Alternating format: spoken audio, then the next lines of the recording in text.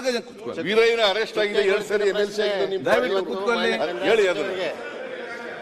ಬಾಬಾ ಸಾಹೇಬ್ ಕಿತ್ತೂರ್ ಅಶ್ವಥ್ ಅವ್ರು ಯಾಕೆ ನಿಲ್ತೀರಿ? ಸಹಾಯಕ ನಿರ್ದೇಶಕರ ಕಚೇರಿಯನ್ನು ಚೆನ್ನಮ್ಮ ಕಿತ್ತೂರಲ್ಲಿ ಯಾವಾಗ ಪ್ರಾರಂಭ ಮಾಡಲಾಗುವುದು? ಈ ಕಚೇರಿ ಪ್ರಾರಂಭಿಸಲು ವಿಳಂಬವಾಗಲು ಕಾರಣಗಳೇನು?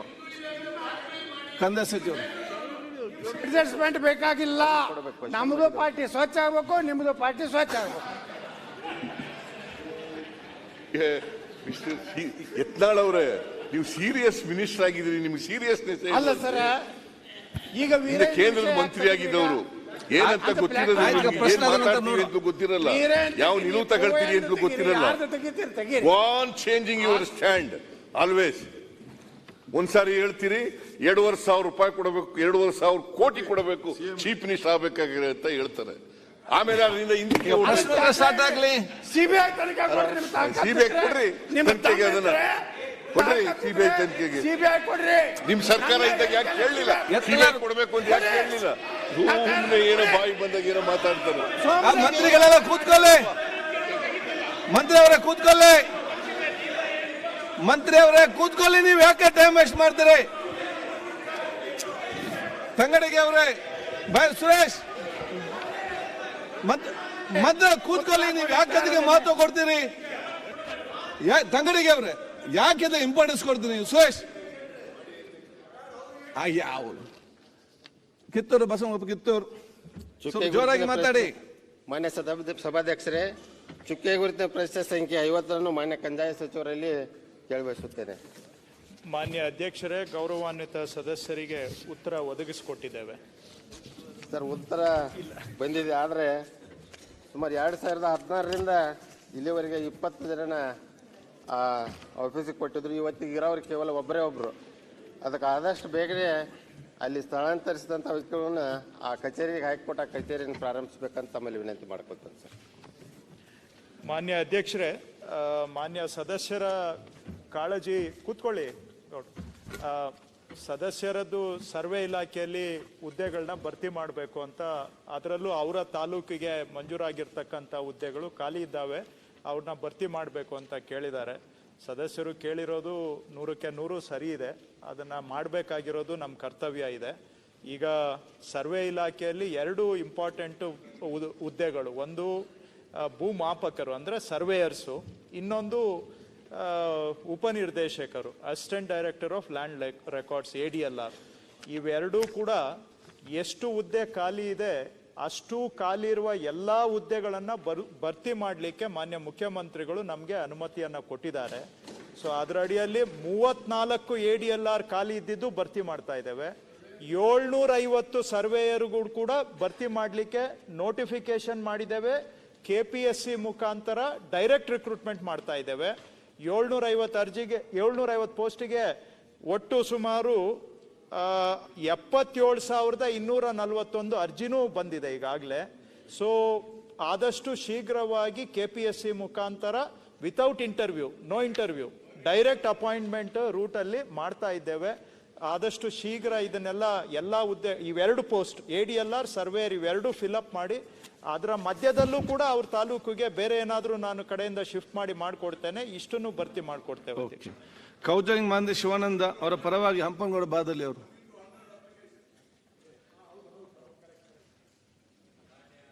ಸಚಿವರನ್ನ 19ನೇ ಪ್ರಶ್ನೆ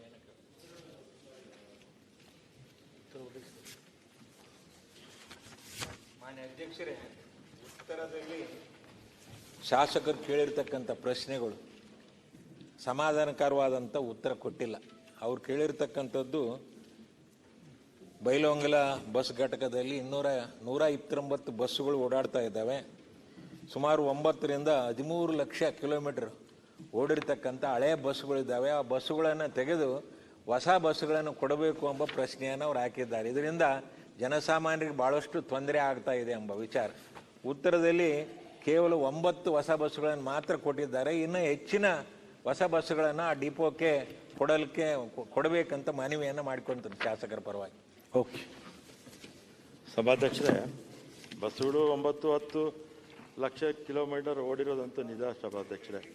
ಕಾರಣ ಏನಂದರೆ 2019ರಿಂದ 23ವರೆಗೂ ಕೂಡ ಒಂದು ಬಸ್ಸು ವಾಯುವ್ಯ ಕರ್ನಾಟಕ ಸಾರಿಗೆನಲ್ಲಿ ತಗೊಂಡಿರಲಿಲ್ಲ. ಅದರಿಂದ ಏನಾಗಿದೆ, ಮತ್ತೆ ಹೋದ ವರ್ಷ 23-24ರಲ್ಲಿ 425 ಬಸ್ಸು ಸೇರ್ಪಡೆ ಆಗಿದೆ. ಮತ್ತು ಈ ವರ್ಷ ಕೂಡ 408 ಬಸ್ಸು ಸೇರ್ಪಡೆ ಆಗುತ್ತೆ. ಬಂದಾಗ ಬಯಲುಹೊಂಗಲಕ್ಕೆ ಕೊಡೋಣ ಸಭಾಧ್ಯಕ್ಷ. ಓಕೆ. ದರ್ಶನ್ ಧ್ರುವ ನಾರಾಯಣ್. ಮಾನ್ಯ ಸಭಾಧ್ಯಕ್ಷರೇ, ಸತೀಶ್ ಜಾರಕಿಹೊಳಿ ಅವರು. ಚುಕ್ಕೆ ಗುರುತಿನ ಪ್ರಶ್ನೆ ಸಂಖ್ಯೆ 77 ಮಾನ್ಯ ಸಚಿವರಲ್ಲಿ ಕೇಳಲಿಕ್ಕೆ ಬಯಸ್ತೇನೆ. ಮಾನ್ಯ ಸಭಾಪತಿಗಳೇ, ಸನ್ಮಾನ್ಯ ಸದಸ್ಯರಿಗೆ ಉತ್ತರ ಒದಗಿಸಲಾಗಿದೆ. ಮಾನ್ಯ ಸಭಾಧ್ಯಕ್ಷರೇ, ಉತ್ತರವನ್ನು ಮಾನ್ಯ ಸಚಿವರು ಒದಗಿಸಿದ್ದಾರೆ.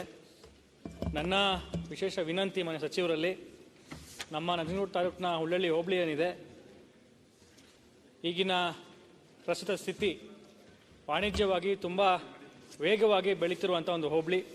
ಆದ್ದರಿಂದ ಅಲ್ಲಿ ಪಿಡಬ್ಲ್ಯೂಡಿ ಇಲಾಖೆಗೆ ಸೇರಿದಂಥ ಜಾಗದಲ್ಲಿ ತುಂಬ ಶಿಥಿಲಗೊಂಡಿರುವಂತಹ ಕಟ್ಟಡಗಳೇನಿದೆ, ವಸತಿ ಗೃಹಗಳೇನಿದೆ, ಅದನ್ನು ತೆರವುಗೊಳಿಸಿ ನಮಗೆ ಅಲ್ಲಿ ಪಬ್ಲಿಕ್ ಯುಟಿಲಿಟಿ ಆಫೀಸಸ್ನ ಕಚೇರಿಗಳನ್ನು ಅಲ್ಲಿ ತೆರೆದ್ರೆ ಎಲ್ಲ ಅಧಿಕಾರಿ ವರ್ಗದವರು, ಹೋಬಳಿಗೆ ಸಂಬಂಧಪಟ್ಟಂಥ ಅಧಿಕಾರಿ ವರ್ಗದವರು, ತಾಲೂಕಿಗೆ ಸಂಬಂಧಪಟ್ಟಂಥ ಅಧಿಕಾರಿ ವರ್ಗದವರು ಅಲ್ಲಿ ನಮ್ಮ ಹುಳ್ಳಳ್ಳಿ ಹೋಬಳಿಯ ಜನತೆಗೆ ಸಿಗುವಂಥ ಕೆಲಸ ಆಗ್ತಿದೆ, ಅವರ ಕಷ್ಟಕ್ಕೆ ಸ್ಪಂದಿಸುವಂಥ ಕೆಲಸ ಆಗ್ತಿದೆ. ಆದ್ದರಿಂದ ಇದನ್ನು ದಯಮಾಡಿ ಮಾನ್ಯ ಸಚಿವರು ನಮಗೆ ಒದಗಿಸ್ಕೊಡ್ಬೇಕು ಅಂತ ತಮ್ಮಲ್ಲಿ ವಿನಂತಿ.